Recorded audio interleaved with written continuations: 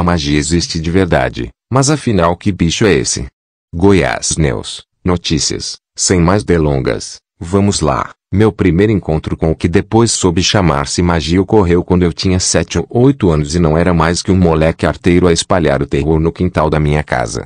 Como castigo por tanta traquinagem, jurava a empregada Terezinha, nasceram-me nos dedos das mãos uma porção de verrugas. Minha mãe levou-me a uma velha benzedeira que morava na periferia. Lembro-me bem da cena, minhas 2 mãos espalmadas sobre a mesa, junto delas um copo d'água coberto por um pires, uma vela acesa, uma rosa branca num pequeno vaso de vidro, um ramo de arruda que exalava cheiro forte. A benzedeira rezava a meia voz e de vez em quando colocava as suas mãos sobre as minhas. No final, informou, o menino estava com quebranto, mas já tirei. E concluiu com a de vitória definitiva, as verrugas vão cair. 2 dias depois, como se fosse a coisa mais natural do mundo, minhas verrugas começaram a murchar. Foram secando, até se transformarem em pequenos apêndices escuros e descarnados. E aí, um a um, todos eles se desprenderam e caíram. O caso fez furor entre vizinhos e parentes. Mas, ao saber da história, uma tia solteirona metida a filósofa, e que definia a si própria racionalista cartesiana, não conteve um comentário arrasador. Isso é pura autossugestão. Convenceram o menino de que as verrugas iam cair e, com o poder da sua mente inconsciente, ele fez elas caírem. Bravo, titia. Se você hoje fosse viva, certamente seria professora de sucesso num curso de controle mental. Se o seu remate era certo não sei, mas naquele instante você me fez um duplo favor. Aguçou minha curiosidade de conhecer o real segredo do desaparecimento das verrugas. Despertou em minha cabecinha inquieta a ideia de que a mente, consciente ou inconsciente, esconde mais mistérios e poderes do que até então supunha. Aquilo que os religiosos chamam Deus, os cientistas, leis, os filósofos, preceitos, os magos chamam conhecimento. Pouco depois, a vida me apresentou mais uma ocasião para incrementar meus conhecimentos em matéria de eliminação mágica de verrugas. Meu cachorro, um vira-lata preto chamado Não, com ponto de exclamação, desenvolveu sobre o nariz uma verruga tão grande quanto uma azeitona. O nome dele devia-se ao fato de que, desde pequenino, o não era a palavra que mais ouvia. Quando praticava seus divertimentos favoritos, roer pés de mesas e cadeiras, puxar roupas do varal, arrancar as penas dos rabos das galinhas havia sempre alguém ralhando com ele e gritando, não, não, não. Acabou se acostumando e, toda vez que ouvia um não peremptório, passava a atender, de rabo abanando. Decidi testar minhas capacidades de benzedeiro sobre a verruga do não. Preparei o mesmo ritual, com vela acesa, flor branca, copo d'água e arruda. Coloquei minha mão sobre o seu nariz e rezei todas as rezas que sabia de cor, um Pai Nosso, uma Ave Maria e uma Salve Rainha quase completa. Que poder, o da memória infantil, até hoje, tantas décadas passadas, quando lembro da minha iniciação precoce como benzedeiro, sinto a grande verruga do não latejando sob a ponta dos meus dedos. Sim, o benzimento deu certo. Para minha sorte, ou danação a verruga logo depois começou a secar. Virou uma espécie de horrenda uva passa pendurada no nariz do cachorro e depois caiu, para nunca mais voltar. Como nunca mais voltou a minha inocência, definitivamente perdida naquela aventura da descoberta dos meus poderes ocultos. Então é verdade, existem métodos estranhos de resolver problemas. Métodos que a gente não consegue entender nem aclarar, mas que funcionam. Existem coisas misteriosas que nem sempre podem ser explicadas pela autossugestão, como queria minha tia. Pois até ela, racionalista e cartesiana convicta, teria dificuldade em admitir que a autossugestão faz parte dos atributos dos cachorros. Então, a magia existe, de verdade. Magia do cinema ao criar uma realidade virtual, no qual tudo pode acontecer, o cinema tornou-se uma arte mágica por excelência. A série Harry Potter, da qual vemos uma cena na foto ao lado, tem a magia como tema central e já seduziu milhões de espectadores em todo o mundo. Há um imenso conjunto de fenômenos e práticas que o ser humano pode produzir, mas que não podem ser explicados pela autossugestão nem por qualquer lei da ciência e da psicologia oficiais. Dá-se o nome genérico de magia. Palavra que vem do substantivo magia, nome que os antigos gregos davam aos sacerdotes persas do culto de Zoroastro. Cabe aí uma primeira definição. A do historiador francês Louis Chauchot, para quem magia é uma arte especial, baseada na existência de forças naturais, pouco ou mal conhecidas, e ordinariamente fora do alcance do poder do homem. Conhecer essas forças, canalizá-las, orientá-las e, até certo ponto, utilizá-las, esse é o objetivo da magia. A definição de Chauchot tem espectro muito amplo. Mas, se existe um assunto que em matéria de definições é terra de ninguém, esse assunto é magia. Há definições para todos os gostos.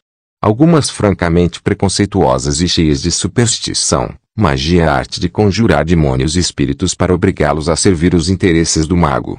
Outras são pueris e inocentes, como a do ocultista francês Georges Mouchery. Magia é a arte de tornar-se feliz. Há definições complicadas como a do respeitado alquimista contemporâneo Eugène Cancelliet. Magia é, antes de tudo, a arte divina que consiste em travar contato com a alma universal e, através dela, dominar as forças espirituais invisíveis no espaço e na substância. E ainda a do ocultista francês Élie Paslevi, pai da magia moderna, para quem magia é a ciência tradicional que nos vem dos magos. Por meio dessa ciência, o adepto se vê investido de uma espécie de poder superior relativo e pode agir de modo sobre-humano, isto é, de uma maneira que não está ao alcance do comum dos homens. Para os magos, aqueles que praticam a magia, viver é conhecer. Desde que o homem existe como tal, ele tenta desvendar os segredos da natureza, levantar o véu de mistério que encobre as origens e as finalidades do mundo, da vida e da existência humana. Através das eras, para conquistar conhecimento, o homem pensante criou diversos métodos de trabalho e desenvolveu diferentes posturas para manipular o desconhecido e dele extrair respostas. Aquilo que os religiosos chamam Deus, os cientistas chamam leis, os filósofos, preceitos, os sábios, a natureza, os magos chamam conhecimento. Mas, para todos eles, o princípio é sempre o mesmo: estudar o microcosmo, o homem, para desvelar os segredos do macrocosmo, universo. Magia do teatro. Antes do cinema, as várias formas de teatro exploraram as mil e uma possibilidades criativas do universo mágico. Na foto acima, cena da ópera A Flauta Mágica, de Mozart. A prática da magia é, sem dúvida, tão antiga quanto o próprio homem. Nos tempos das cavernas, quando animais eram pintados nas paredes de pedra, o que se pretendia era estabelecer uma relação mágica com o espírito daqueles animais para que, no momento da caça, ele fosse favorável aos caçadores. Desde então, essencialmente, poucas coisas mudaram no domínio da magia.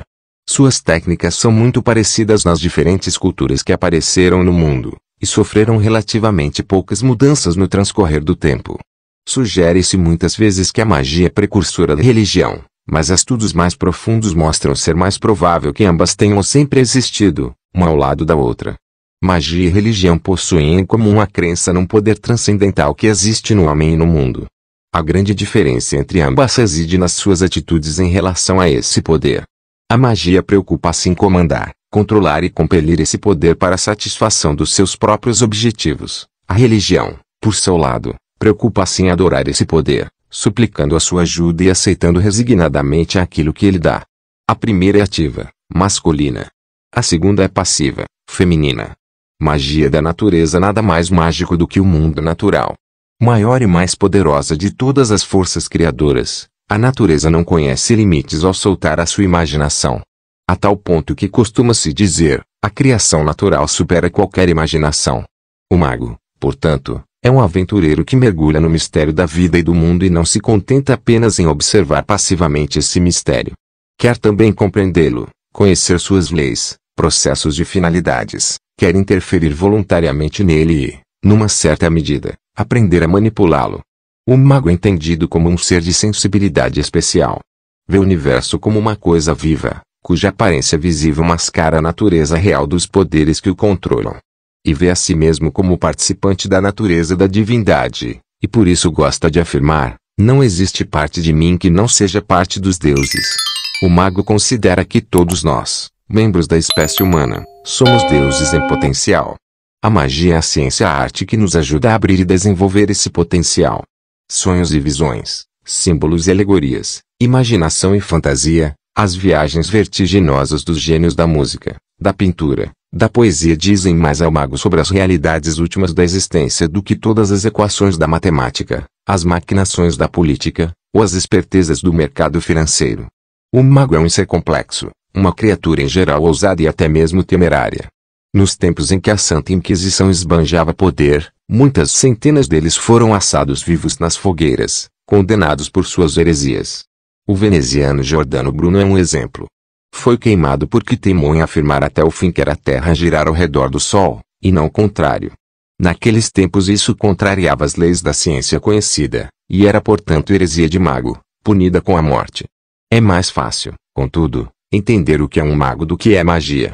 Magia é hoje uma palavra problemática, pois mais de um sentido é lhe atribuído. Existe a magia do prestidigitador que tira coelhos da cartola ou dos truques de alta tecnologia de Davi Copperfield. Existe a magia como é entendida pelos antropólogos, superstições ingênuas, ritos primitivos de fertilidade ou heranças curiosas do folclore. E existe, finalmente, a verdadeira magia, aquela que nos interessa, um sofisticado sistema de conhecimento cujas origens não serão encontradas na lenda ou no folclore, mas sim na antiga tradição chamada hermética, de Hermes, o deus grego da inteligência e da sabedoria. As origens arcaicas dessa tradição perdem-se na noite dos tempos, mas sabe-se que ela se desenvolveu no Antigo Egito, passando depois por Grécia e por Roma, e por toda a Idade Média e o Renascimento Europeu. Após um período de relativa obscuridade, devido certamente ao implacável combate que lhe foi desfechado pela Inquisição a magia ressurgiu em sua forma moderna no contexto da grande renascença ocultista que foi uma das características da segunda metade do século XIX. Ressurgir das próprias cinzas nos momentos mais impensáveis, como a fênix mitológica, é uma das características da magia. Basta ver o que acontece nos dias de hoje. Nas últimas 3 décadas, época das mais extraordinárias conquistas da ciência tecnológica moderna, quando o homem foi à Lua, os bisturis de raio laser invadiram os hospitais e os computadores, os lares e escritórios, observou-se um desconcertante reflorescimento da magia e de disciplinas correlatas, como a astrologia e o ocultismo. Um reflorescimento, portanto, de modos de conceber o mundo diametralmente opostos aos da ciência racionalista. Cada vez que a magia ressurge na história, ela o faz com novas roupagens. O corpo essencial de seus conhecimentos é sempre o mesmo, mas a linguagem por ela utilizada para operar e se comunicar pode mudar completamente de acordo com o tempo histórico e o lugar da sua manifestação. A linguagem da magia antiga era complicadíssima e inacessível aos não iniciados. Envolvia códigos e símbolos da alquimia, da cabala, da astrologia e de outras ciências herméticas. A magia contemporânea passou por uma verdadeira revolução em sua linguagem formal, que é agora bem mais simples. Esse novo enfoque começou a ser difundido em meados do século passado através da obra de vários autores. Um dos expoentes máximos dessa geração de magos modernos foi o francês Hippolyte Lévy, pseudônimo de Alphonse Louis Constant, um ex-seminarista católico. Em seu livro Dogma e Ritual da Alta Magia, publicado em 1856 e disponível em português, Lévy apresenta uma teoria sobre o modo pelo qual atua a magia. É esta sua concepção que, um pouco modificada, domina o pensamento dos magos contemporâneos. As ideias de Hippolyte Lévy constituem uma obra-prima de intuição psicológica e científica. Elas antecipam muito do arcabouço básico de várias psicologias contemporâneas, pois explicam a ação mágica como um fenômeno baseado principalmente nas capacidades naturais, embora ainda pouco conhecidas, da mente e da psique humanas. É a partir da escola de Lévy que se passou a afirmar: o fenômeno mágico começa na cabeça do mago. O mago, como todo ser criador, é uma pessoa complexa, uma criatura em geral ousada e até mesmo temerária. Lévy afirma que na magia existem 3 leis fundamentais. A primeira é a lei da vontade humana, que, do seu ponto de vista, não era simplesmente uma ideia abstrata, e sim uma força material tão real, para usar as suas próprias palavras, quanto o vapor de água ou a corrente galvânica. Essa ideia, na verdade, não era exclusiva de Lévy. Vários intelectuais da época a desposaram, entre eles Edgar Allan Poe, que no seu conto O Caso do Sr. Valdemar faz o personagem Glanville dizer: é lá que repousa a vontade que não morre jamais. Quem conhece os mistérios da vontade todo o seu vigor. O próprio Deus é uma imensa vontade que reina sobre todas as coisas. Magia da roupa. Dentre as várias atividades humanas, uma das mais mágicas é a criação das roupas. Um estilista de talento pode ser capaz de criar um universo inteiro a partir das indumentárias que inventa. A originalidade de Levi estava na aplicação dessa ideia à magia ritual. Para ele, como para a maioria dos magos modernos, toda a parafernália dos acessórios do cerimonial mágico, tais como incensos, velas, uso de figuras geométricas e de paramentos, é apenas suporte auxiliar, ponto de apoio e de referência destinado a ajudar o mago a concentrar a sua vontade. A segunda lei de Levi é a lei da luz astral, o éter dos antigos gregos e da física pré-einsteiniana, o prana dos hindus, um fluido imponderável que preenche todos os espaços do universo e graças ao qual o mago pode agir à distância.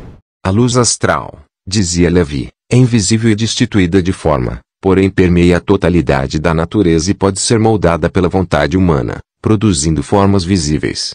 Isso explicaria, segundo ele, a maior parte dos fenômenos chamados paranormais ou mediúnicos que a ciência oficial constata mas não explica, como aqueles de materialização de espíritos, materialização de objetos, produção paranormal de sons, odores, etc.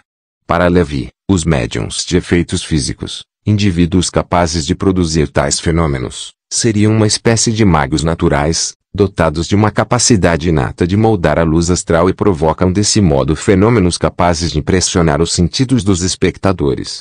Na visão da magia, cada ser humano é um microcosmo, um pequeno universo que reflete o macrocosmo, o grande universo. A terceira lei de Levi é a lei das correspondências, ou das analogias.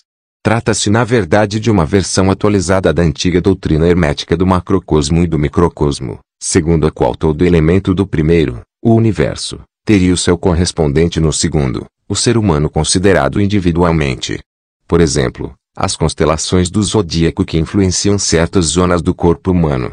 Assim, a constelação de Capricórnio corresponde aos joelhos, a de Gêmeos, aos braços e pulmões, a de Escorpião, aos órgãos genitais. Para Levi, tais correspondências existiam realmente, mas sob uma forma menos grosseiramente física. Era menos o corpo físico e muito mais a alma humana que ele considerava como um espelho mágico do universo, para empregar uma expressão que os magos amam. Levi dizia que todo elemento presente no universo também poderia ser encontrado na alma humana. Assim, a força cósmica que os romanos personificavam na deusa Vênus correspondia à sexualidade física, e aquela representada pelo deus Mercúrio, a inteligência humana. Os modernos magos ritualistas acreditam que o conhecimento dessa lei das correspondências lhes permite fazer descer e invocar, neles todas as forças cósmicas das quais querem obter alguma coisa, ou, ao contrário, fazer subir e evocar, essas mesmas forças latentes em sua alma e as projetar no mundo exterior. Magia da plateia. Quando as grandes aglomerações populares concentram sua atenção num mesmo objeto, geram um poderoso fenômeno mágico, a criação coletiva de uma nova realidade. Levi, contudo, pouco revelou em seus livros da existência de uma quarta lei fundamental para que qualquer ação mágica tenha bom êxito, a lei da imaginação. Falou da importância desse segredo fundamental apenas a alguns de seus discípulos mais queridos, e foram eles que, mais tarde, o ensinaram publicamente. O poder da imaginação é o verdadeiro pulo do gato da magia. A força da vontade é praticamente ineficaz se não for dirigida por uma imaginação poderosa, e vice-versa. Para se praticar a magia, escreveu Barberhirge, discípulo inglês de Levi, é necessário colocar em ação a imaginação e a vontade, elas agem em partes iguais. Ou, melhor dizendo, a imaginação deve preceder a vontade para se obter o melhor resultado possível. Sozinha, a vontade pode, segundo essa teoria, emitir uma corrente de energia que se propaga através da luz astral, mas seu efeito será vago, impreciso e até mesmo inoperante, pois, sem a criação imaginária de um objetivo bem definido a ser alcançado, a energia da vontade corre o risco de perder-se no vazio. Por seu lado, sozinha, a imaginação pode até criar uma imagem, e essa imagem terá uma duração variável, mas ela não poderá produzir nada de importante se não for vitalizada e dirigida pela vontade. Quando as duas se conjugam, isto é, quando a imaginação cria uma imagem e quando a vontade dirige e utiliza essa imagem, é possível a obtenção de maravilhosos efeitos mágicos, completa Berhirge. Ele parece um moderno psicólogo junguiano falando da técnica da imaginação ativa. Recapitulando, na visão da magia, cada ser humano é um microcosmo, um pequeno universo que reflete, em miniatura, o macrocosmo, o grande universo do qual fazemos parte. Cada fenômeno do universo tem seu reflexo correspondente nas partes que compõem uma pessoa humana: corpo físico, psique, mente pensante. Com práticas mágicas, o mago pode transformar o mundo exterior por meio de intervenções no pequeno mundo interior. A ligação entre as duas esferas, a interior e exterior, é feita pela luz astral, um fluido universal invisível. A manipulação da luz astral através da vontade e da imaginação humanas permite ao mago influenciar tanto o universo físico, mover objetos à distância, promover curas como no caso dos benzedores de verrugas, etc., como também influenciar as sensações e os modos de percepção de outros indivíduos. Mas o mago está longe de ser onipotente e seu trabalho é cheio de perigos. Pois a via de comunicação entre o microcosmo e o macrocosmo, o interior e o exterior, é obrigatoriamente uma via de mão dupla. Da mesma forma que o sangue entra e sai do coração, e o ar, dos pulmões, a força mágica sai de nós, passeia pelo mundo desencadeando efeitos e tende a regressar ao lugar de onde saiu. Assim aquilo que vem de fora circula em nós e tende a voltar à origem. Portanto, se projetarmos no mundo ações mágicas boas, positivas, amorosas, certamente poderemos esperar que elas retornem para nós amplificadas e fortalecidas. Se, ao contrário, projetarmos ações nefastas, só poderemos esperar retornos péssimos. Magia da arte, criação artística e criação mágica são quase sinônimos. Trabalhado pelas mãos de um verdadeiro artista, até o grotesco pode se transformar em algo sublime. A censura do mago deriva de outra lei fundamental da magia, a lei do choque de retorno, que é o regresso de uma carga maléfica para o mago que a remeteu, em caso de fracasso de sua operação, ou caso sua magia seja desfeita por outro mago mais forte. Na magia, como na física toda força tem de ser descarregada, seja sobre o alvo assinalado, seja por erro cometido. Inscreva-se no canal para receber nossos vídeos. Deixe seu like, compartilhe com amigos, ative as notificações. Até a próxima.